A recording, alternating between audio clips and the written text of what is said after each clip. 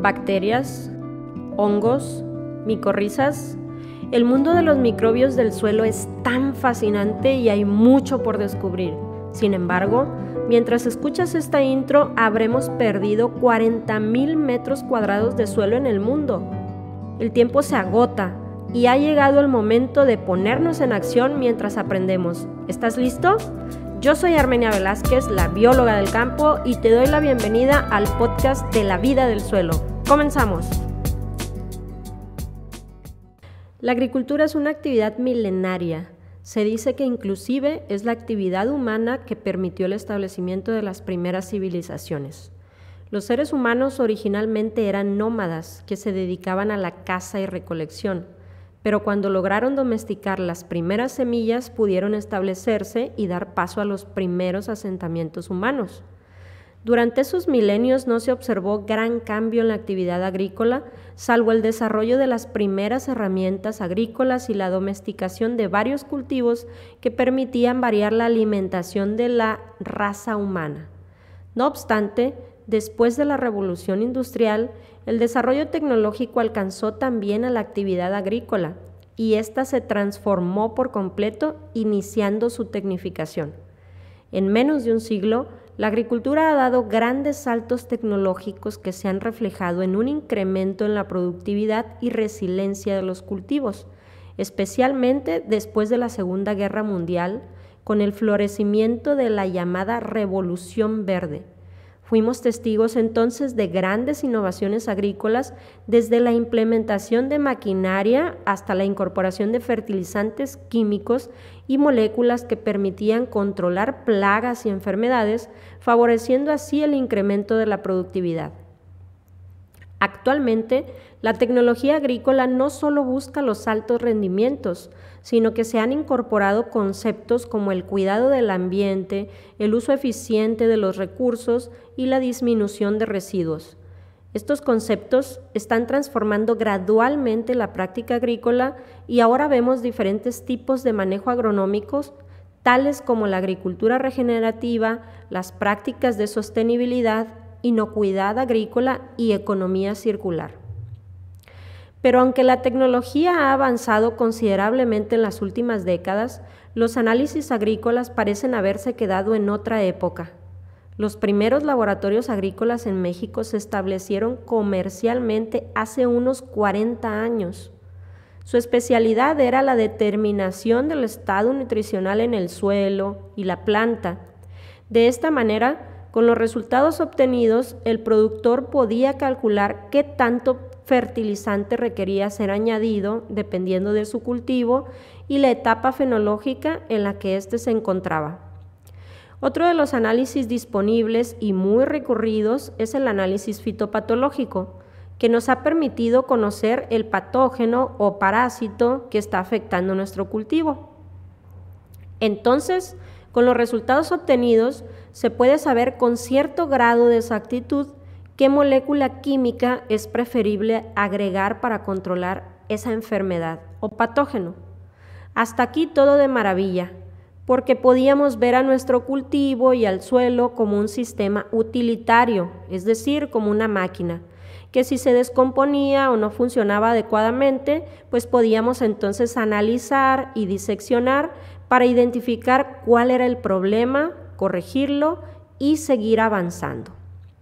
Esto desde luego era muy oportuno para las grandes corporaciones que se dedicaban a la formulación, venta y distribución de agroquímicos por todo el mundo, porque los laboratorios pues contribuían a fomentar esta cultura de dependencia, analizando e identificando la falla, entre comillas, en el sistema para posteriormente encontrar una solución que generalmente era química. No obstante, algo que pasamos por alto durante varias décadas fue el costo ecológico de estas prácticas. No alcanzábamos a vislumbrar que eran insostenibles en términos ambientales, es más, ni siquiera nos pasaba por la mente. Posteriormente, con la globalización, vino la exportación de frutas y hortalizas y con ello también vinieron otros retos para el sector agrícola. Por ejemplo, Para poder enviar su producción a otros países, el productor requiere garantías de la inocuidad de sus procesos productivos. El agua, los insumos utilizados, el suelo, el empaque y cada etapa de la producción debe cumplir con ciertos parámetros de inocuidad.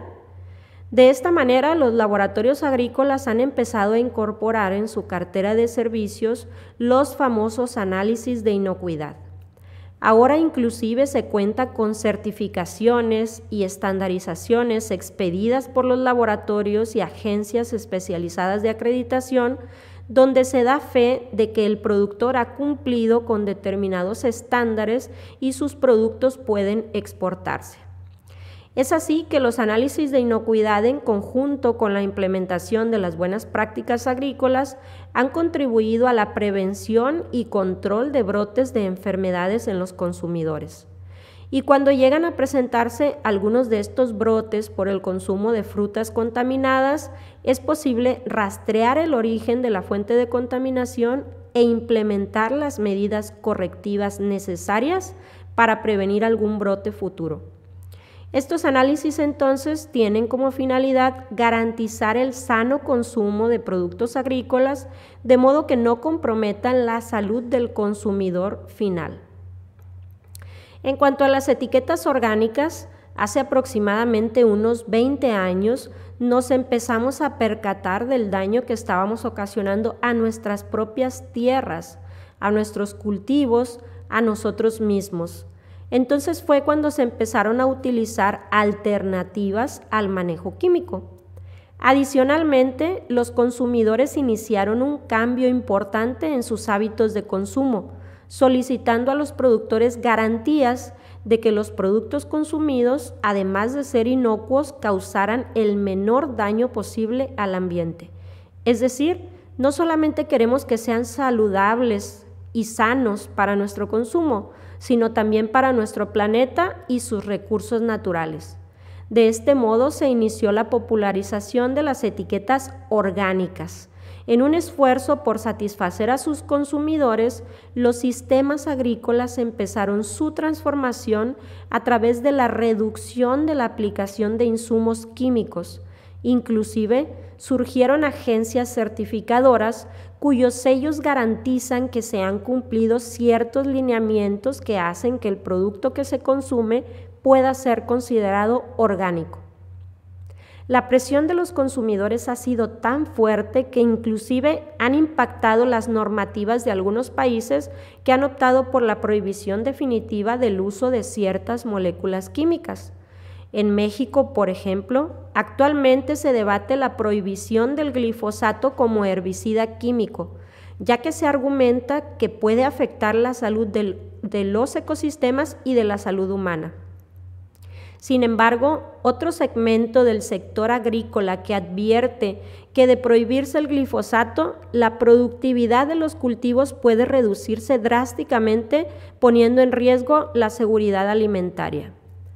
Mientras tanto, ya sea por la prohibición de algunos productos químicos o bien porque sus rendimientos han caído o la materia orgánica se reduce de manera significativa, los productores agrícolas han empezado a optar por la implementación de prácticas agrícolas que contribuyan a la regeneración de los suelos. Algunos productores han instalado sus propios sitios de composteo o producen lombricompostas aprovechando sus restos de cosecha o la disponibilidad de estiércol en sus localidades. También hay quienes obtienen sus lixiviados, fermentan sus caldos magros, bokashis o tés de composta aeróbicos. En diferentes regiones de México, los productores o asociaciones de agricultores están invirtiendo en las instalaciones de sus biofábricas para autoconsumo. En estas instalaciones producen hongos y bacterias benéficos para ser empleados como biofertilizantes, bionematicidas o bioinsecticidas.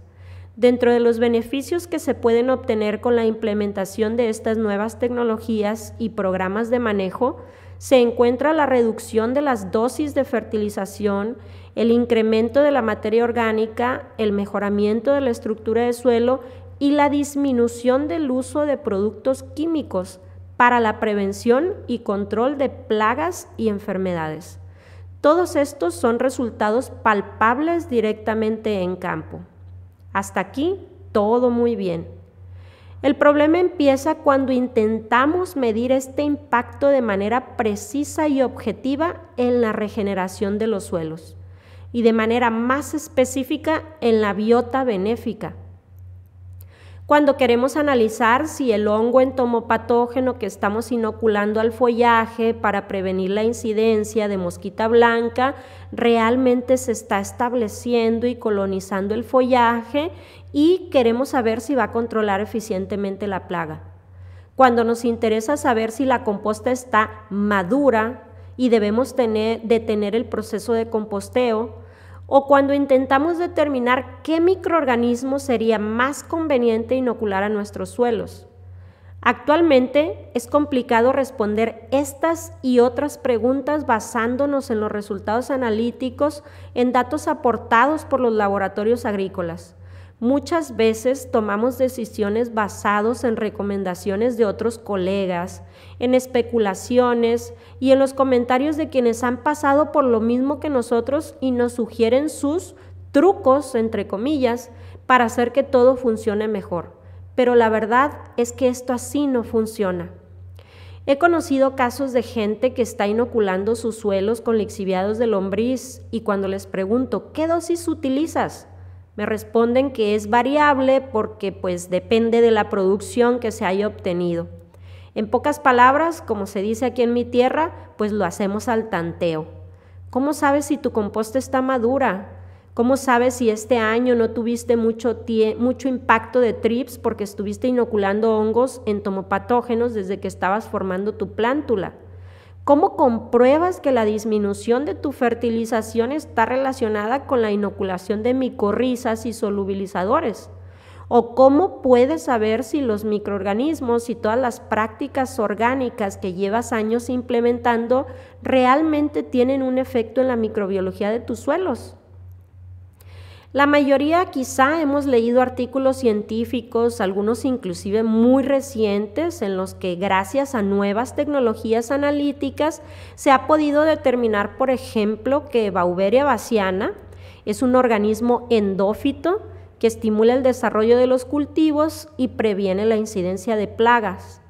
También hay otros artículos en los que se ha analizado y desmenuzado la composición de la microbiología de la rizósfera, del cultivo de las plantas o la composición microbiológica de cada una de las secciones del cultivo de maíz. Como podemos ver, los avances científicos nos han permitido un acercamiento importante a la microbiología agrícola. Sin embargo, la realidad es que en la práctica diaria, en el trabajo de campo, estas tecnologías están lejos de ser implementadas. Urge un cambio de mentalidad en los laboratorios agrícolas. Urge dejar esa visión anticuada en la que el laboratorio agrícola nos indicaba, entre comillas, lo que estaba mal en nuestro sistema de producción para posteriormente nosotros arreglarlo de la mano de las grandes corporaciones. Urge que los laboratorios nos proporcionen las herramientas para fomentar la vida, que nos indiquen cuáles son los microorganismos apropiados para nuestros suelos, que contribuyan a analizar qué hacen esos organismos y que juntos de la mano trabajemos por fomentar la vida del suelo. Sería de gran utilidad que los laboratorios agrícolas puedan analizar si los hongos entomopatógenos o antagonistas se están estableciendo en la rizósfera o en el follaje de tus cultivos. Que en lugar de tomar muestras de suelo como lo haríamos para realizar un análisis de fertilidad, nos indiquen y nos enseñen sobre cómo tomar apropiadamente muestras de suelo rizosférico, especialmente de raíces, porque ahí es donde se encuentra la mayor densidad de organismos vivos y los resultados microbiológicos pueden ser mucho más precisos. Los laboratorios deben investigar en formas creativas cómo hacer más accesibles los análisis moleculares, los análisis enzimáticos, desarrollar kits y análisis prácticos que el productor pueda utilizar directamente en campo para tomar decisiones y saber si es necesario hacer la inversión de enviar muestras al laboratorio. Son importantes las inversiones que se están haciendo en algunos campos agrícolas para producir microorganismos benéficos, y algunos productores no saben ni siquiera cómo utilizar un microscopio. Se instalan las biofábricas y a los productores no se les instruye sobre cómo llevar controles de calidad sobre su producción. Generalmente desconocen cómo determinar la vida de anaquel, la pureza o la viabilidad de sus fermentos o lixiviados, y todos esos datos son imprescindibles para que la producción de agrobiológicos alcance los más altos estándares. Para que los resultados que se obtengan sean consistentes y realmente puedan garantizar la producción de alimentos que se requiere ante la creciente poblacional. No podemos solamente prohibir los químicos y dejar a los productores desprotegidos, sin alternativas. Es indispensable la capacitación y el entrenamiento en estas nuevas tecnologías. He conocido muchísimos productores que ven los beneficios del uso de la inoculación de microorganismos benéficos y de las prácticas regenerativas. Han podido ver cómo su suelo se descompacta y se vuelve más manejable, oxigenado. Incluso ven beneficios económicos, pero se decepcionan al no poder medir los beneficios de la biota del suelo. Me dicen, es que he inoculado tricoderma, Beauveria o Paxillomyces durante tantos años y envío a analizar al laboratorio y a veces ni siquiera me reportan conteos de esos organismos. Creo que esto no funciona. También me ha tocado el caso de productores que llevan años produciendo sus lombricompostas y lixiviados con una pésima calidad, incluso poniendo en riesgo la inocuidad de sus cultivos, y me dicen, estamos conscientes de que lo hacemos a ciegas, pero no sabemos a quién recurrir ni qué análisis solicitar. He conocido algunas tecnologías muy innovadoras que pudieran implementarse en el campo. Por ejemplo, análisis moleculares que se monitorean con una app móvil, kits de análisis enzimáticos que también puedes monitorear directo en tu campo, tú mismo con tu celular. Sin embargo, esos análisis se encuentran disponibles en otros países, su precio regularmente es en dólares, y al incorporarse a nuestros sistemas de producción realmente pues encarecen nuestros costos. Es urgente que se genere tecnología en y para nuestros países en desarrollo. Análisis que piensen en nuestros productores agrícolas, que consideren la accesibilidad no solamente económica, sino geográfica. A lo mejor tus análisis pueden tener buen costo, pero el productor requiere enviarte las muestras por paquetería y a veces ese servicio puede ser mucho más costoso que el análisis que él requiere, además de los días que puedes tardar en darle un resultado. Considero que es tiempo de empoderar a los productores, de capacitarlos, de enseñarles a realizar sus propios monitoreos, de que conozcan los conceptos básicos de microbiología y los parámetros apropiados para sus cultivos. Es tiempo de que los laboratorios agrícolas reestructuren sus modelos de negocio y apliquen una profunda reingeniería a sus portafolios de servicios. Que piensen en que sus análisis deben brindar información objetiva, suficiente y oportuna para que los productores puedan aplicar y optimizar sus prácticas regenerativas.